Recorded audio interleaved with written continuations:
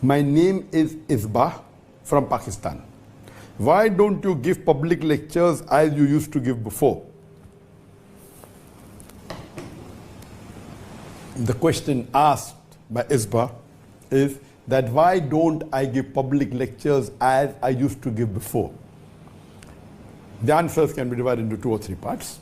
Number one, I remember when I started doing dawah in the early 90s. You know, I got inspired by Sheikh Didat in 1987. I was doing mainly one-to-one dawah. Then in the early 90s, I started giving public talks. And then I started traveling. The first talk I think I gave was in South Africa in 1994.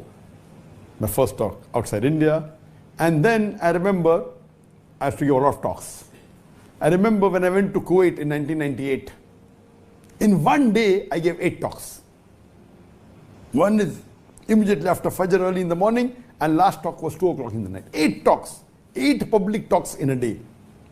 I remember when I used to travel towards the end of the 90s and the early parts of 2000, I used to spend maybe a few days and I used to give tens of lectures.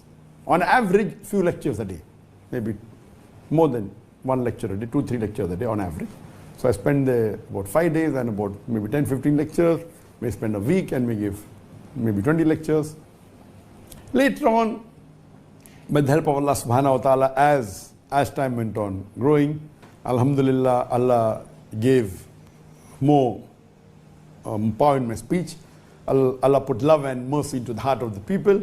Previously, when I used to give lectures, my audience, I remember, you know, Sheikh Didat, Sheikh Ahmad Didat, the person who inspired me, may Allah grant Jannah, Rahimullah, he had told me, when you come to Saudi Arabia, expect few people. Don't expect the way you get in India, thousands of people. And the first talk I gave in Saudi Arabia, it was in 1996, if I'm not mistaken.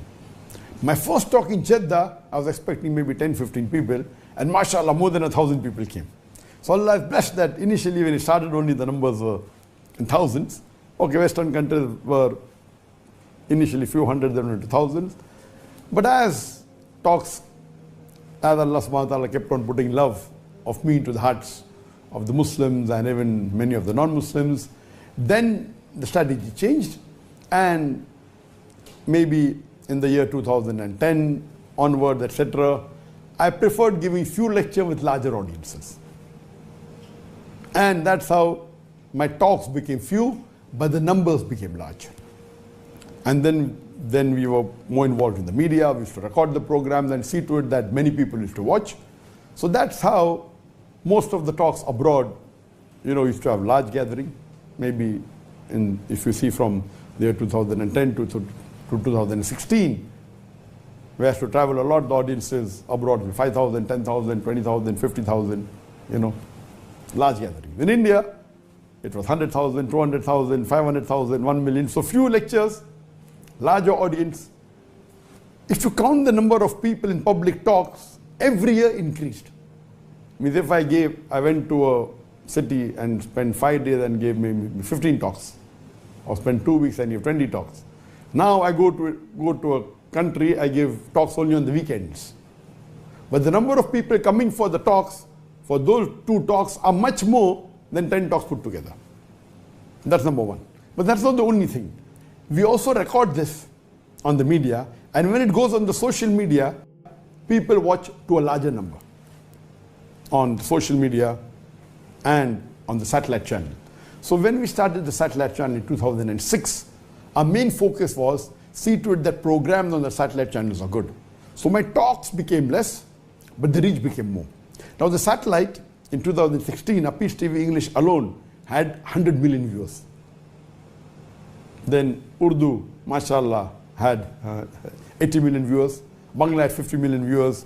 Chinese had 20 million viewers. Now the viewership has a little bit declined. So previously it was about 250 million all put together. Now it may have reduced to maybe 200 million all put together. You know, because the social media is getting more and more. More people are watching social media, but the television yet has its advantage. So now because of social media, we are coming on the social media. The Facebook is there. Now my Facebook has 23.9 million, mashallah, subscribers. The YouTube has 3.89 million subscribers, and the Instagram, so on and so forth. So in terms of lectures, I do agree. With the public lectures, I do agree. It has reduced. And, you know, because of the onslaught of the Indian government, 2016, after that, 2016, I only started traveling to countries which are more friendly to Muslims, as well as those countries which I know doesn't have good hold of India. As you know that because of the onslaught of the Indian government, the BJP government, Narendra Modi had to do hijrah in 2016 from India to Malaysia. After I did hijrah, of course the Indian government was after me. So after 2016, whenever I traveled to any country, whether Muslim or non-Muslim country, I did not travel to the country until I had invitation from the head of state or the home minister. So all the countries that I've traveled after 2016, all it was an invitation, or it was a sanction, or a nod from the head of state, whether it be the prime minister, or the president, or the sheikh, or the king, or the person, or from the home ministry. Because I wanted to be safe and secure, because India is a very powerful country, and you know that Modi is very powerful, and is close to many countries, especially Muslim countries. So any country I went, I saw to it that it was hosted by the government, by the head of state, or by the home minister. So that's the reason, after 2016, one of the reasons that the countries where I used to travel before without this condition, I stopped going. The invitations are yet coming. Anyone invites me, I say, if you give me the invitation from the head of state or from the home minister, I'll come. I remember in 2020, April, I was invited a couple of months, I think in January 2020, I was invited. There's going to be a program in April in Canada where Justin Trudeau, who is the president of the Prime Minister of Canada, he was going to be the chief guest. I was called as a guest of honor, and the Muslim MP was invited, and accepted that because it was through the government, and indirectly the head of state of Canada was there. But unfortunately, because of COVID, the program was cancelled. So one thing that in between, okay, in 2016 I traveled to many countries, 17 I traveled, but during the span, when I came and I migrated to Malaysia, I was here for 1 year rest, and then I started traveling again, but then COVID came. So in 2020 and 21, I did not travel because of COVID. But one thing good that happened is I started this session, Ask Dr. Zakir. In 2020, I remember in Ramadan, it was in April, the lockdown came in March, and I said, okay, now I cannot travel, all the programs have been cancelled, there was no talk, not in Malaysia, not outside, so what to do? And I like giving talks. So we started this Ask Dr. Zakir, and that time when we started in Ramzan, in April 2020, I used to give twice a week. But then I realized that giving twice a week, reading the questions, you know, we thought it would be easy, only the talk and maybe, you know, a couple of hours of preparation and giving the talk, you know. We realized that average in a week, 20,000 questions started coming. So the biggest ordeal is to read these questions. So I had a team, and my team doesn't read all the 20,000. Maybe 5,000, 6,000, whatever they read. From that, they passed me 100 questions. From that 100, I select 20 questions to answer, approximately. So then, after Ramadan, you know, because of all my other activities, the satellite, etc., I reduced it to once a week.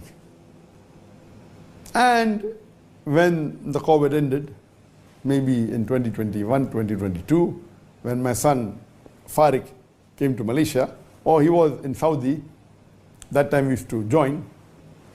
I used to handle 1.5 hour, my son half an hour. But then I handle Ask Dr. Zakir on the first and the third Saturday, and my son handles Ask Sheikh Farik on the second and the fourth Saturday. So many. But because we reduced, I changed from 1.5 hour to 2 hours. So the length has remained approximately same. Previously was, in Ramadan it was 1 hour, twice a week, then became 1.5 hour once a week. Now it becomes 2 hours to 2 hours 15 minutes twice a month. So it comes to approximately 1 hour a week for me, and but Farik additional takes 1 hour every fortnight, so 2 hours a month. But naturally, the audience on the social media live, on the Facebook, on the YouTube, on the Instagram, on the Peace TV, the thing is large. But coming back to your question, yes, public talks has reduced. Now, one thing is there, I prefer public talks because in public talks, I enjoy, and I'm giving a talk standing, I can see the audience live. It's different than talking in front of a camera. Both are different. But one good thing that happened in the Ask Dr. Zakir Naik sessions, we are in the 12th season. The first Ramadan season had about 9 sessions. Now each of the season have normally 6 sessions, sometimes 7. So already 12. So already more than 70 sessions have taken place, for about 1.5 to 2 hours. And more than 1,500 questions have been answered. The difference in this and the public lecture is, the public lecture is good, of course, inspiring, a lot of cameras, audiences there, 5,000, 10,000, 20,000, 50,000. And even in this time, in Malaysia, before the COVID,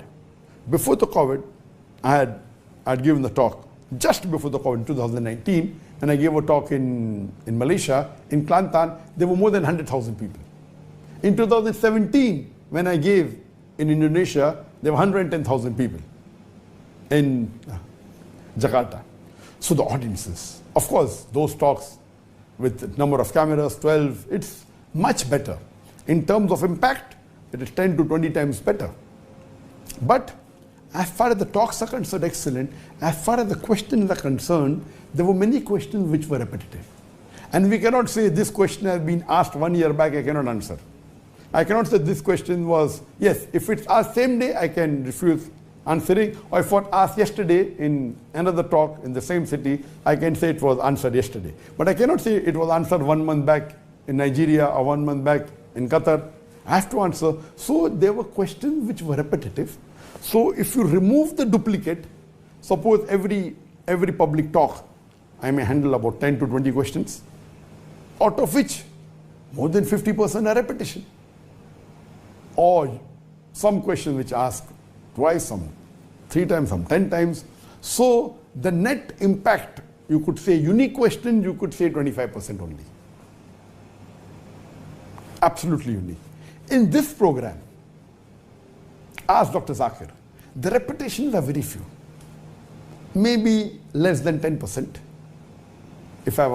So when we get this 20,000 question, my staff has been trained that if the questions normally which I've already answered in public lectures, avoid them. If it is already answered in this, avoid them. Sometimes there are repetition if it has a different angle. So there are questions which are repeated. Therefore, I say 10% less than that. It may have a different angle, so half the answer may be same, half may be new. So the questions are unique. So in these 3 years, 20, 21, 22, this 3 or 4 years, the question on my Ask Dr. Zakir is more information than all my questions in about 15 years of my public lecture. Yes, I purposely do not repeat what I've already given. So most of the comparative questions that I've answered in the public, I'm not answering here. Most of the common questions, it's being asked, but I'm not selecting it. So the difference in this is that which is more beneficial for the ummah. So I feel that this question answer session, of course the impact of the audience is far better. I personally love it more. I like the audience, I get the live feel. But the benefit for the ummah is that this question answer session has its own impact. The talk has its own impact. But the second part of the talk with the question answer session, this is better. So I feel both are required. That's the reason I have given my editors more weightage for editing the question answer session, the Ask Dr. Zakir. So both has, of course, the impact of a public lecture with the audience, with the jimmy jib. This is only with 3 cameras. That is the 10, 15, 20 cameras. And now, coming to your question again, that there was a gap for about 2 years, and when it restarted, I remember the first talk I gave was in 2022 in Malaysia in Perlis. It was the first public lecture allowed in Malaysia after the restrictions of COVID, and there the authorities put a restriction not more than 1,000 people. So 1,000 people came. It was Dr. Zakir history, Dr. Zakir Naik story, from Bombay to Hijrah to Malaysia, and it was a 2.5 hours lecture. Now the situation is that when I started sending the request, I will only accept the invitation if it's in this year, 2024, I got invitation from about 14 countries. Normally for public lectures in 2016, 2015, I normally accept invitations, pure public lectures, about 3 or 4 countries, and in the Gulf country. Gulf country was common. Going to Dubai, going to Saudi, going to Qatar was common. So besides these 3 countries where I have to go repetitive every year, additional maybe 3 countries. Now in this year, I received invitation from 12 to 14 countries, fulfilling this criteria. So I decided, okay, go to at least 8 countries this year.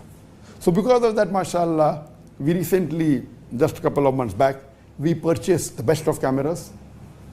When we used to travel before to any country abroad, we used to travel with a crew of about 50 people. And with me and my family, about 50 to 50 crew. With me and my family, about 60 people used to travel. So when we went to Gambia, we went to Nigeria that time, so crew used to go out. So at that time, we used to travel with 14 cameras. This time we purchased, again, the best cameras that's available in the world. Just a couple of months back, we purchased the Sony Venice 2, which is 8.6K. And we purchased the Angina lens, which is the best lens in the world. What we did that we purchased the 7 high quality best cameras in the world, and we are continuing with these cameras that we're recording. These are the FX9, which are cinematic cameras, but of a lower end. So we'll do the recording with 10 cameras, and we decided to travel with about 15, 20 people. Previously it was 50 to 60 people. Now we decided we will make the crew a bit less, so 20 people. And because we accepted the invitation, that's the reason this Ask Dr. Zakir did not happen for the last 6 months. I was away. But naturally there was Ramadan in it, there was Hajj, not only lectures.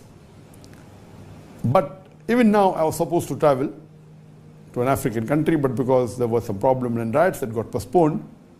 And inshallah, it will again start from September, October, November, December, again I'll be traveling. And when I travel, Ask Dr. Zakir Naik doesn't take place because we're busy with that. So both has its pros and cons. Allah knows best. He had the Ask Dr. Zakir Naik, for about 3 years.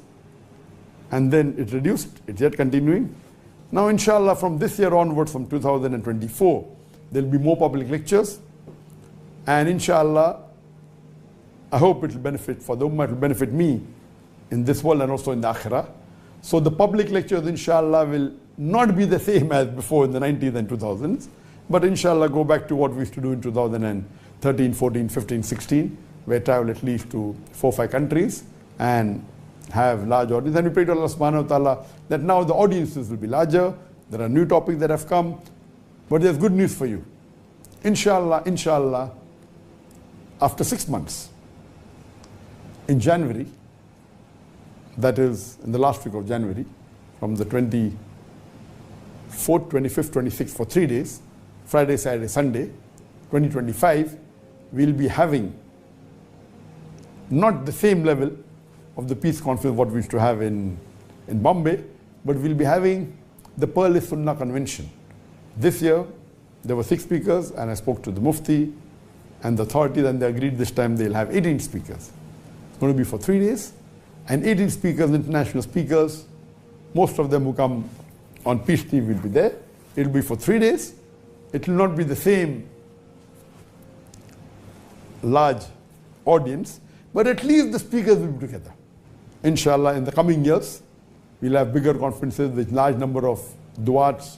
See to it that the entry is free, absolutely free, so more number of people can benefit from it. And I pray to Allah subhanahu wa ta'ala, may He make us instrumental in spreading the deen.